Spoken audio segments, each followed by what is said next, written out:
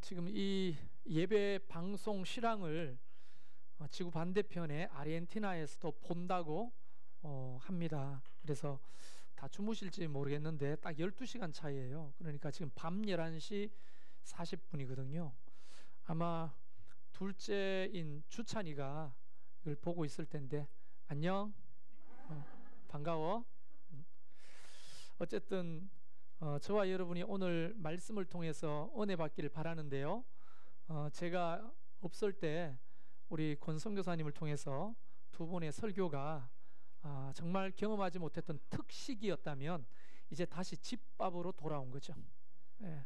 그래서 뭐 집밥이 특식보다 맛있겠습니까마는 그래도 집밥을 맛있게 드시기를 바랍니다. 해가 저물었는데 예수님이 제자들에게 배를 타고 갈릴리 건너편으로 가자고 말씀하시는 겁니다. 그곳은 거라사인의 지방인데 이방인들의 땅이에요. 그래서 유대인이었던 제자들이 좀 깨림직했지만 그래도 예수님이 가자 하니 배를 띄웠습니다. 한참 노를 젓고 가는데 갑자기 큰 광풍이 불었다 이렇게 되어 있죠. 이 광풍은 라이랍스라는 단어를 썼는데 회오리 바람이에요. 회오리 바람. 갑자기 회오리 바람이 불고 돌풍이 부니까 파도가 배 안으로 넘어 들어오는 거예요. 그럼 우리가 합리적인 상상을 해보세요. 제자들이 어떻게 했겠어요? 그때 뭐 바가지가 있었는지 없었는지 모르겠지만 바가지로 물을 막 밖으로 퍼내는 거예요. 근데 넘어오는 물이 퍼내는 물보다 더 많으니까 배가 곧 가라앉게 되는 거예요. 그래서 할 수 없이 제자들이 고물에 베개를 베고 주무시는 이 고물이라고 하는 배 뒤편을 말합니다. 뒤편에 주무시는 예수님을 흔들어 깨웁니다. 그랬더니 예수님이 일어나셔서 바람을 꾸짖으며 바다들어 이르되 39절에 이렇게 나오죠. 잠잠하고 고요하라 하시니 바람이 그치고 아주 잔잔하여졌더라. 제자들이 예수님에 대하여 어찌하여 이제 제자들에게 예수님이 어찌하여 이렇게 무서워하느냐 하시면서 뒤에 너희가 어찌 믿음이 없느냐 이렇게 책망을 하십니다. 그 상황을 보고. 근데 돌풍이 갑자기 잠잠해지고 파도가 잔잔해지는 걸 보고 제자들이 서로 이렇게 말하는 거예요. 오늘 이제 설교의 제목이 여기서 등장하는 거예요. 그가 누구기에 바람과 바다도 순종하는가? 도대체 그가 누구기에 바람과 바다도 순종하는가? 여러분은 예수님을 누구라고 생각하십니까? 그들은 예수님과 동행하면서 함께 배를 타고 건너가고 있었지만 예수님이 누구신지 몰랐기 때문에 두려워했던 거예요. 그런 거 있잖아요. 제가 여러 번 설교했는데 아프리카 선교사님들 중에 세네갈에서 선교하셨던 분들의 증언에 의하면 아이들이 다이아몬드 원석을 가지고 공기놀이를 하고 있더래요. 실제로 있었던 일입니다. 그래서 이 선교사님이 아이들이 가지고 노는 반짝반짝거리는 그 돌을 봤더니 범상찮은 돌인 거예요. 봤더니 그게 다이아몬드 원석이야. 근데 아이들은 그 원석을 그냥 공기놀이하는 놀잇감으로만 생각하는 거예요. 왜 그랬을까요? 그게 뭔지 모르니까. 마치 제자들은 예수님이 누군지 몰랐기 때문에 그 풍랑치는 바다 위에서 두려워했던 것이라는 거예요. 그것을 보고 예수님은 믿음이 없느냐라고 책망하신 겁니다. 믿음이 없느냐. 그러므로 믿음은 뭐냐?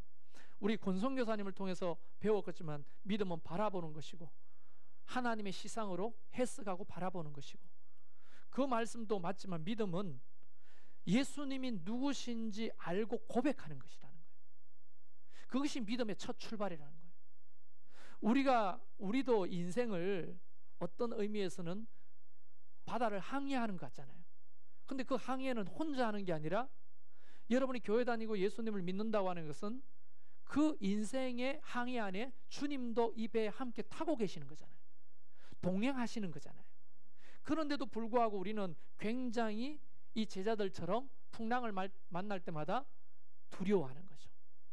그 말은 예수님이 제자들에게 믿음이 없느냐고 책망하신 것처럼 우리에게도 동일하게 말씀하시는 거예요.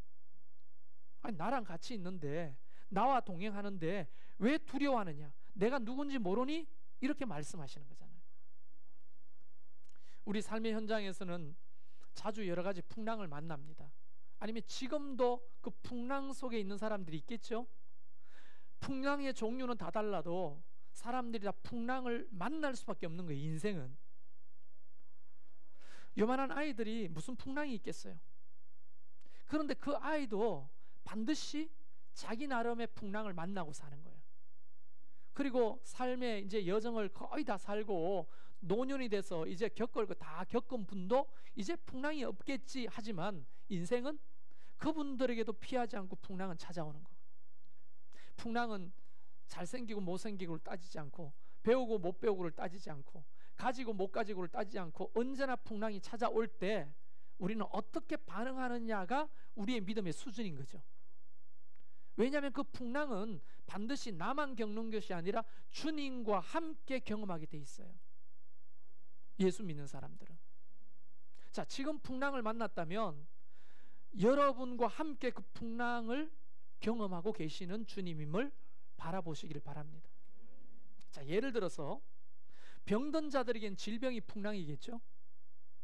오늘도 우리 중에는 저희 아내뿐 아니라 우리 중에는 여러 가지 지병을 가지고 계시는 분들이 많아요.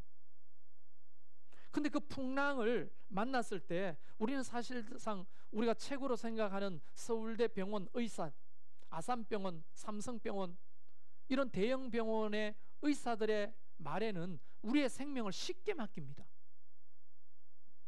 그렇잖아요. 의사가 어떻게 하라면 그거 따져보지도 않고 그냥 맡기잖아요. 그런데 예수님에 대해서는, 그 만민의 의사이신 예수님에 대해서는 우리의 생명과 질병을 맡기는 것이 잘 안 돼요. 왜냐? 그분이 누구신지 모르기 때문인 겁니다. 출애굽기 15장 26절을 제가 읽어드릴게요.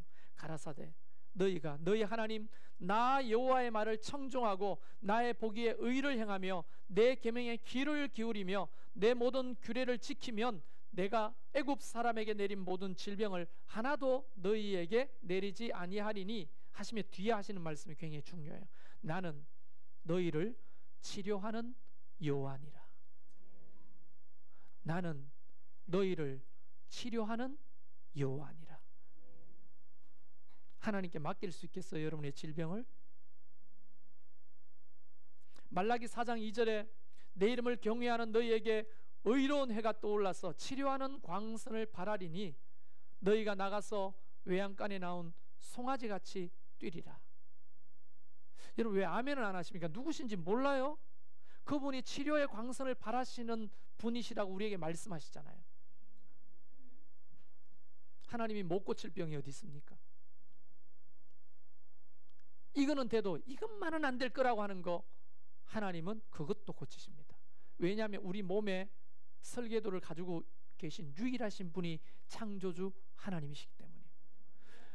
여러분 대형 병원에 우리 몸을 맡겨가 CT를 찍고 MRI를 찍어가지고 정말 현미경처럼 들여다봐도 우리 몸을 다 알 수 없어요. 그러나 우리 하나님은 우리를 창조하신 분이에요. 손으로 직접 빚고 우리를 살아있는 생명으로 만드신 그분은 우리 몸에 뭐가 문제인지 어떻게 해야 고치고 회복되는지 하나님이 의사보다 더 잘 아시는 분이죠. 그분이 누구신지 알면 우리의 질병도 하나님 앞에 맡길 수가 있는 거예요. 여러분 재정적으로 풍랑을 만난 자들이 있죠? 있잖아요. 우리 중에 지금 이 순간에도 돈 때문에 근심하고 걱정하고. 그래서 사람들은요 이 돈 문제를 해결하기 위해서 뭐를 찾아요? 이게 웃기는 이야기인데 실제예요. 돈 문제를 해결하기 위해서 돈을 찾아요. 여러분 이게 우습지 않습니까? 돈이 없는데 없는 돈을 찾아요. 왜? 돈 문제를 해결하려면 뭐가 필요해요? 돈이 필요하니까. 근데 돈이 없어. 그런데도 끊임없이 돈을 찾아. 이게 웃기는 거잖아요.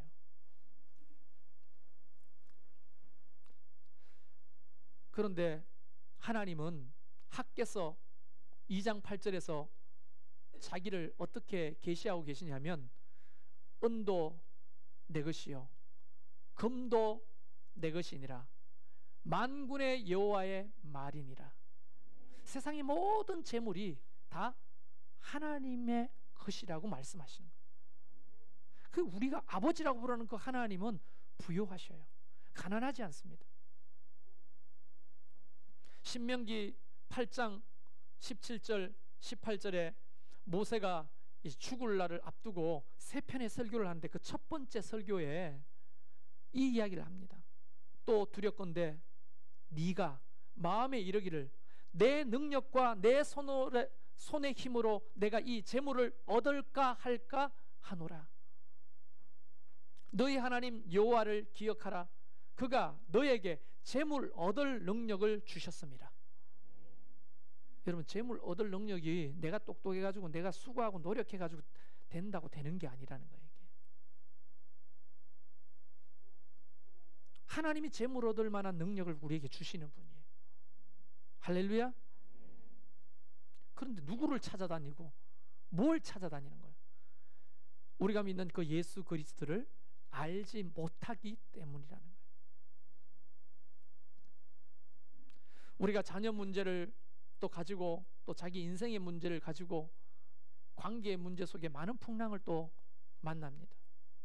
그런데 그 풍랑을 만날 때마다 자기 속에 답이 있다고 생각해요. 그리고 자기가 통치하고 다스리는 왕이 되고 자기가 어떻게 해보려고 하는 거예요. 우리가 스카이캐슬 드라마 이제 종영했지만 뭐 한 센세이션을 일으켰죠. 그 드라마가. 거기서 이야기하는 이야기가 뭡니까? 자녀들의 왕이 누구라는 거예요? 엄마가 되는 거예요. 엄마가. 자녀들의 인생을 통치하고 다스리고 내가 규제하고 통제해서 뭐 스카이 대학에 보내고 출세시키고 행복하게 살아보겠다고 하는 것들이 내 손에 달렸다고 착각하는 부모님들이잖아요. 이게 꼭 자녀 문제 아니라 자기 인생의 문제도 마찬가지고, 내 꿈과 비전의 문제도 마찬가지고, 내가 가지고 있는 가게나 직장의 문제도 마찬가지입니다. 자기가 삶의 주인이 되고 자기 속에 해답이 있다고 착각하고 살면 그 해답을 가질 수가 없어요. 인생은. 그래서 수요일마다 여러분 성경 오면 요즘 사도행전 7장을 배우는데요, 스데반이 산헤드린 공의회에서 설교하는 내용 속에 너무나 잘 나와 있어요. 위대했던 그 아브라함, 이삭, 야곱, 그리고 요셉까지 설교를 쫙 하면서, 그들은 위대한 믿음의 조상들이었지만 그들 스스로가 위대한 자리에 올라선 사람은 아무도 없다. 다 하나님이 그들을 이끌어 주셨다라고 설교하고 있거든요. 아브라함이 똑똑했어, 요셉이 똑똑했어, 그런 게 아니라는 거예요. 하물며 믿음의 조상들도 자기 힘으로 안 되는데 우리가 뭔데 우리 삶을, 우리 자녀를, 우리 직장을 내가 주인이 되고 왕이 돼서 통치해 보려고 하느냐는 거예요. 그래서 잠언 16장 9절에는 사람이 마음으로 자기의 길을 계획할지라도 그 걸음을 인도하시는 자는 여호와시니라. 아까 타이밍 이야기했죠.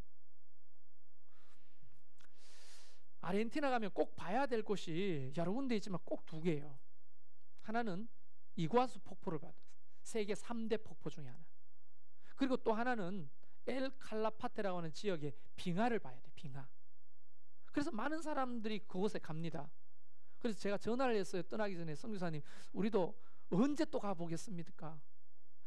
이구아수를 한번 가봐야 되지 않겠습니까?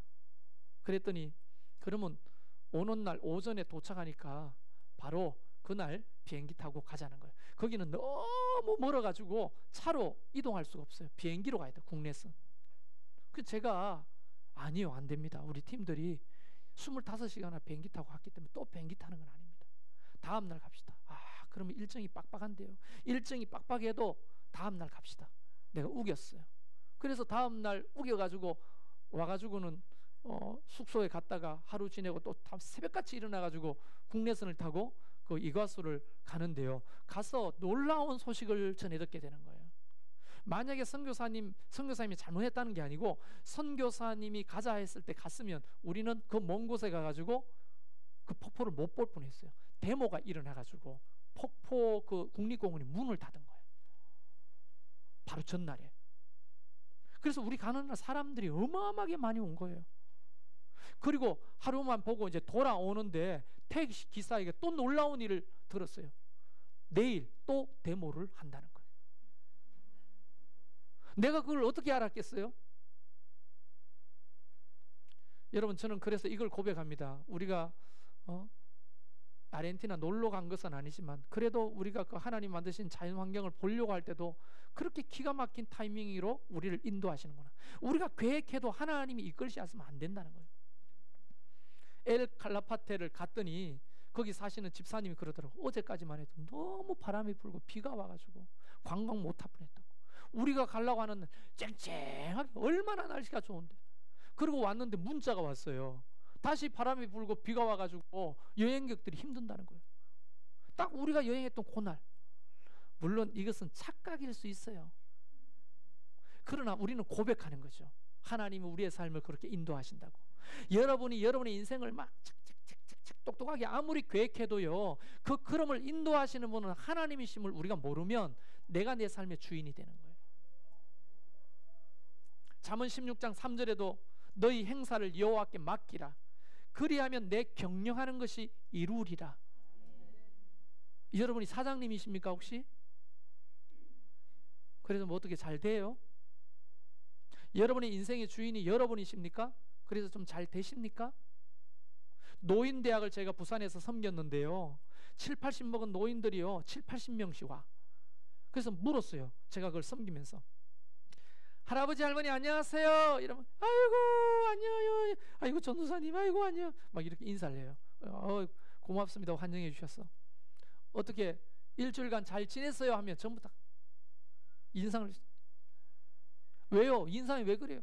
뜻대로 안 된다는 거예요. 젊었을 때는 뜻대로 됐어요 물으면 무슨 소리냐고. 젊었을 때는 더 뜻대로 안 됐다는 거예요. 그럼 늙어서도 뜻대로 안 되고 젊어서도 뜻대로 안 되니 인생 전체가 내가 계획한 대로 경영이 안 이루어진다고 할머니 할아버지들은 다 얘기하잖아요. 근데 우리는 아직도 젊어가지고 지 뜻대로 되는지 착각하고 사는 거예요. 이게 안 돼요. 그래서 우리는 그분이 누군지 알면 그분 앞에 맡기는 거예요. 여러분, 맡긴다고 하는 게 뭡니까? 기도 아니에요?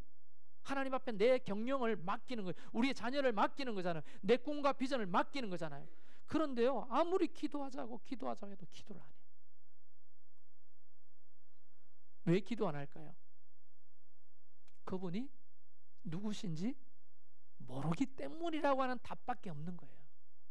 게을러서도 아니에요. 습관이 안 돼서도 아니에요. 그분이 누군지 알면 돼요. 여러분이 세네갈의 선교사라고 생각해 보세요. 아이들이 가지고 노는 원석을 보니까 한 100억짜리 원석이야. 그걸 여러분이 안다면 여러분이 가지고 있는 배낭을 다 털어가지고 그것을 바꾸자고 하면 바꿔요, 안 바꿔요? 여러분 배낭이 그냥 명품 배낭이야. 구찌. 나 구찌밖에 뭘 명품. 뭐 200만 원짜리 구찌 배낭에다가 안에 100만 원짜리 카메라로 들었고 뭐 다 들었어. 근데 그 아이가 이거 줄 테니까 그 가방 줘요. 이러면 여러분 바꿀래요, 안 바꿀래요? 왜 바꿔요? 가치를 아는 사람은 바꾸고 가치를 모르는 사람은 안 돼. 미쳤냐? 이렇게 말하겠죠.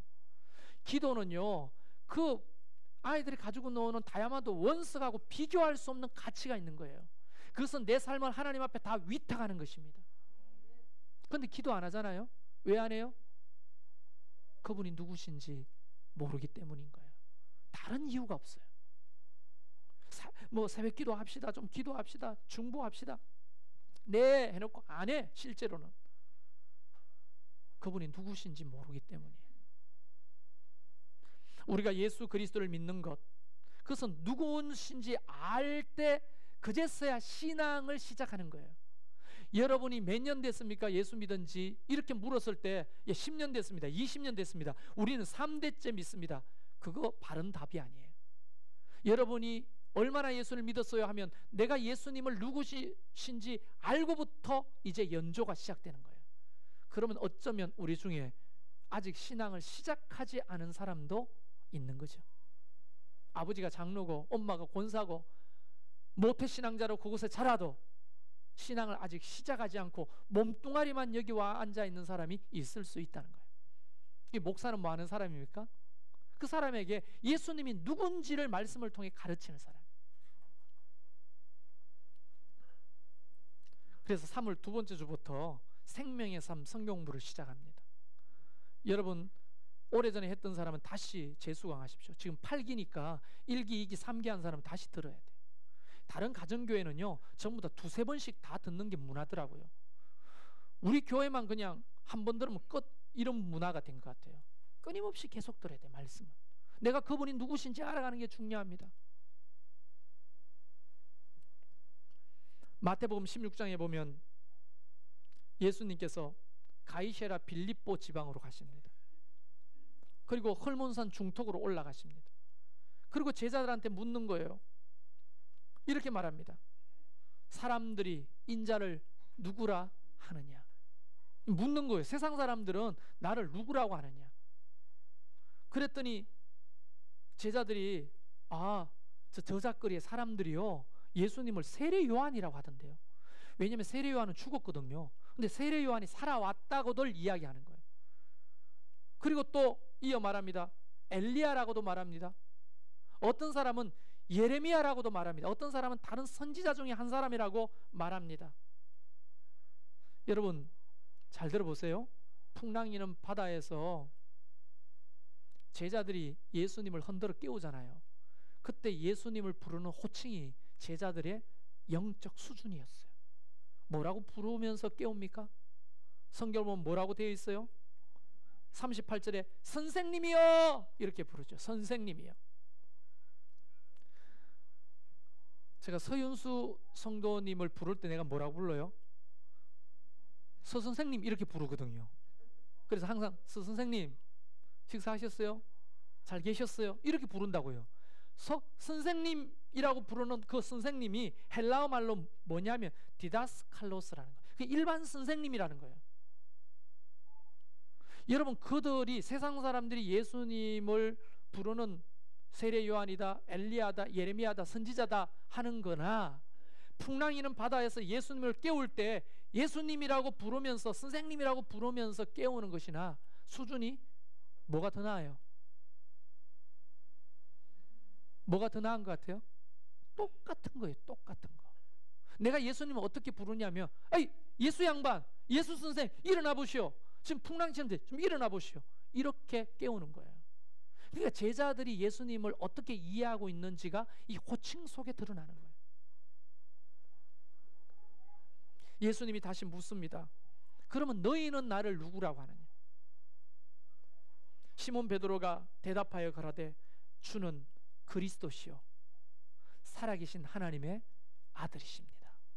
그때 예수님 막 흥분하셔가지고 바요나 시몬아 이것을 알게 하니는 네 혈육의 아버지가 아니다 하늘에 계신 아버지께서 이것을 알게 하셨다고 막 흥분해서 칭찬을 하셨거든요.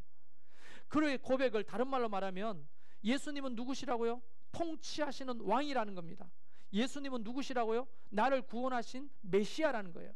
예수님은 누구시죠? 살아계신 신 하나님이시라는 거예요. 그걸 베드로가 지금 고백하고 있는 거예요. 예수 그리스도께서 누구신지 바르게 알면 기적이 일어나요. 예수님이 누구신지 알면 삶의 하나님의 역사와 은혜를 경험하게 됩니다. 그걸 모르기 때문에 자기가 하나님 자리를 차지하고 다스리는 거예요. 그 걱정이 걱정이 산더미인 거예요. 이것이 여러분을 고발하는 게 아니고요. 제 자신을 고발하는 것이기도 합니다. 예수님이 누구신지 헷갈리고 자꾸 희미해지면요. 걱정이 산더미야. 근데 예수님이 분명하게 누구신지 알게 되면요. 담대함이 생겨요. 믿음이 생겨요. 희한하잖아요. 예수님이 누구신지 알았던 사람들은 성경에 너무 많은데요. 그중에 제가 소개하고 싶은 백부장이라는 사람이 있어요. 이름도 몰라. 마태복음 8장 8절에 보면 백부장은 곧 아래 쫄병이 100명을 거느리고 있는 장교를 백부장이라고 불러요. 이 백부장이 자기 집에 하인이 병이 걸렸어. 그래서 예수님을 찾아온 거예요. 그래서 예수님, 우리 집에 하인이 병 걸렸는데 좀 고쳐주십시오 했더니 예수님이 불쌍히 여기시며 이렇게 말합니다. 가자. 그랬더니 백부장이 하는 말이 8장 8절에 백부장이 대답하여 가로되 주여 내 집에 들어오심을 나는 감당하지 못하겠사오니 다만 말씀으로만 하옵소서. 그러면 내 하인이 낫겠습니다. 여러분 잘 못 찾았죠? 이 백부장이 예수님을 누구라고 고백하는지 다시 한번 보세요. 내 집에 들어오심을 감당하지 못하겠사오니 다만 말씀으로만 하옵소서. 그러면 내 하인이 낫겠사옵나이다. 이게 요한복음 1장 1절에 해답이 있어요. 요한복음 1장 1절에 태초에 말씀이 계시니라. 이 말씀이 하나님과 함께 계셨으니 이 말씀은 곧 하나님이시니라. 다시 말하면 태초에 말씀으로 천지를 창조하신 하나님이 당신입니다 라고 고백하는 거예요. 그래서 오실 필요가 없다는 거지. 자기 수하에도 부하들이 있는데 말 한마디에 오기도 하고 가기도 하고 앉기도 하고 일어서기도 한다는 거예요. 하물며 천지를 창조하신 하나님께서 우리 집에 올 필요가 없다는 거지. 말로만 하셔도 내 아인이 낫겠다는 거예요. 예수님이 어떻게 칭찬해요? 내가 예루살렘에서 이만한 믿음을 찾아보지 못했다고 칭찬하시잖아요. 그 칭찬은 다름이 아니라 백부장이 나를 너무나 잘 알고 있다는 거예요. 여러분은 주님을 얼마나 알고 계세요? 예수님의 어머니 마리아의 믿음은 어떤 믿음이었을까요? 요한복음 2장에 보면 예수님의 기적 중에서 최초의 기적이 나옵니다. 그게 가나 혼인잔치에 물로 포도주를 만드는 사건이에요. 그런데 잔치가 한참 무르익었는데 포도주가 다 떨어졌어. 그러면 연회장, 다시 말하면 혼주한테 이야기해가지고 포도주가 다 떨어졌으니까 사오든지 뭐 얻어오든지 하라고 해야 되는데 마리아는 예수님에게 말합니다. 포도주가 다 떨어졌습니다. 그때 예수님이 어머니 그것이 나와 무슨 상관이 있습니까? 아직 내 때가 멀었습니다. 이렇게 말합니다. 그런데도 그 육신의 어머니 마리아는 하인들에게 이렇게 말합니다. 보란 듯이 저 예수님이 뭘 시키든지 너는 말씀하시는 대로 그대로 해라. 이 마리아의 고백 속에서도 마리아가 자기 육신의 아들을 누구라고 이해하고 있는지가 너무 잘 나타나는 거죠. 거기 보면 무슨 말씀을 하시든지 그대로 하라는 거예요. 요한복음 2장 5절에 다시 말하면 요한복음 1장 1절에서 태초에 계셨던 그 말씀, 천지를 창조하신 그 말씀이 곧 하나님이신데 그 하나님이 누구시라고요? 예수 그리스도라는 거예요. 여러분 이 어머니가 그걸 고백하기가 쉬워요? 자기 속으로 낳은 아들이잖아요. 똥오줌을 가리면서 제가 젖 물려서 키운 아들이잖아요. 그런데 그 아들을 하나님이라고 알고 있는 거예요. 이게 보통 믿음이 아닌 거죠. 그래서 어쩌면 가톨릭에서 성모 마리아를 그렇게 추앙하는지도 모르겠어요. 여러분 놀라운 사건이 오늘 읽었던 본문 다음에 5장에 또 기록되어 있어요. 4장에 배를 타고 거라사인의 지방으로 갔습니다. 그때 거라사인의 지방에 귀신 들린 자가 하나 있었어요. 쇠사슬로 묶어놨는데도 이걸 풀어. 보통 힘이 아니죠. 그래서 무덤에 와서 벌거벗고 살면서 돌로 자기 몸 막 이렇게 찢고 해하면서 자해하면서 사는 거예요. 소리를 지르고. 어떤 소리였을까요? 제가 한번 해봐요. 오늘은 조금 절제하도록 하겠습니다. 막 소리를 지르고 막 자기 몸을 막 돌로 해하는 거예요. 그런데 마가복음 5장 뒷절을 읽어보면요 6절에 그 귀신 들린 사람이 멀리서 예수를 보고 달려와 절했다고 되어 있어요. 그리고는 5장 7절에 큰 소리로 부르짖어 이르되 지극히 높으신 하나님의 아들이여. 이 누가 고백하는 거예요? 귀신이 고백하는 거예요. 아니 귀신이 고백하는 거를 우리는 왜 몰라요? 귀신도 고백하는데. 귀신도 예수님을 보고 지극히 높으신 하나님의 아들 예수여 나와 당신이 무슨 상관이 있습니까? 그러면서 원하건대 나를 괴롭게 하지 마시고 떠나소서 라고 청하잖아요. 귀신이. 여러분 제가 지금 예수님이 누구신지 아는 사람의 이야기를 했습니다. 자, 마가복음 4장 끝자락에는 풍랑이는 바다에서는 예수님을 선생이라고 부르는 제자들이 있었어요. 그런데 그라사인에 딱 갔더니 귀신 들린 사람이 예수님을 지극히 높으신 하나님의 아들이라고 고백하는 거예요. 놀랍잖아요. 그리고 5장에 계속 이어지는 이야기가 뭐냐? 회당장 야이로 이야기가 나옵니다. 이 회당장 야이로가 딸이 12살 된 딸이 죽어가고 있어요. 그 예수님 앞에 찾아와가지고 우리 집에 좀 갑시다 하고 가고 있는 중에 갑자기 예수님의 무리가 멈춰졌어요. 한시가 급한데. 그 멈춘 사람이 누구예요? 12해 동안 혈류증으로 고생했던 여자가 뒤에 와서 예수님의 옷자락에 손을 대면 자기 병이 낫고자 생각하여 막 사람들 발 사이로 기어가서 예수님의 옷자락을 잡았던 거예요. 여러분, 이 두 사람이 다 그분을 누구라고 고백하는 것 같아요? 자기의 딸의 생명을 살리실 창조주 하나님, 자기의 몸을 고치실 치료의 하나님이라고 자기 고백을 하고 있는 거예요. 그런데 같이 한참 가다가 멈춰섰습니다. 지금 제일 급한 사람은 누구예요? 야이로 아닙니까? 딸이 죽어가는데 이 여자가 멈춰서 시간을 막 허비하고 있는 거예요. 그런데도 불구하고 회당장 야이로는 어떤 미동도 하지 않고 기다립니다. 죽어도 살릴 수 있는 분이 예수님이라고 믿었던 거예요.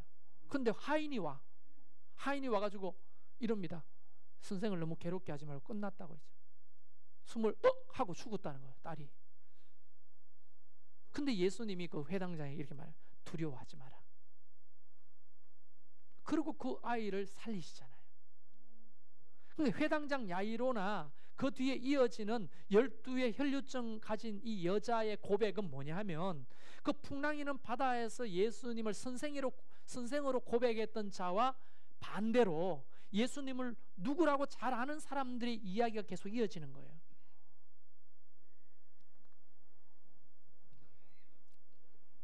그런데 6장에 가면, 마가복음 6장에 가면 또 다른 이야기가 납니다. 예수님이 자기 고향, 자기가 어릴 때부터 자랐던 나사렛으로 갑니다.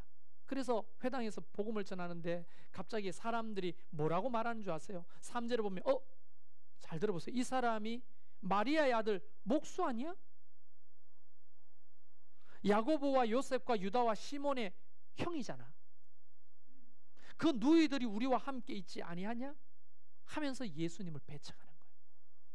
자, 지금 저는 설교를요, 본문을 마가복음 4장에서 잡았지만 5장과 6장에 이어지면서 크게 4, 5, 6장에서 이야기하고 하는 큰 틀이 뭐냐면 예수님이 누군지 모르는 제자들, 예수님이 누군지 잘 아는 귀신과 그리고 야이로와 혈루증 여인과 그리고 또 예수님이 그저 사람의 아들, 목수의 아들, 요셉의 아들, 마리아의 아들이라고 생각하는 나사렛 사람들의 이야기가 그 사이에 있는 거예요. 사이에.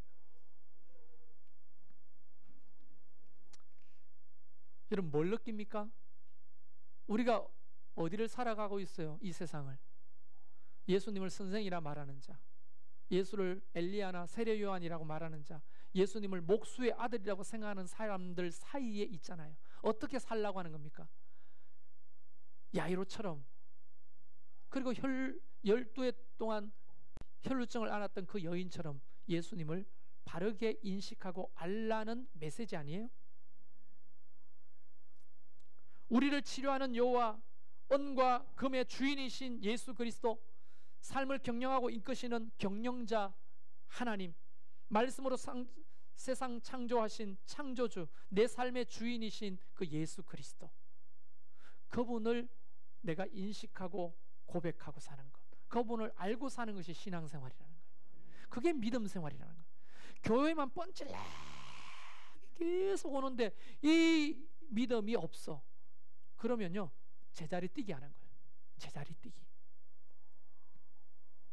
요한복음 17장 3절에서 결론을 짓습니다. 영생은 곧 유일하신 하나님과 그가 보내신 자 예수 그리스도를 아는 것이다. 여러분에게 묻고 싶습니다. 여러분은 예수님을 누구시라고 생각하시나요?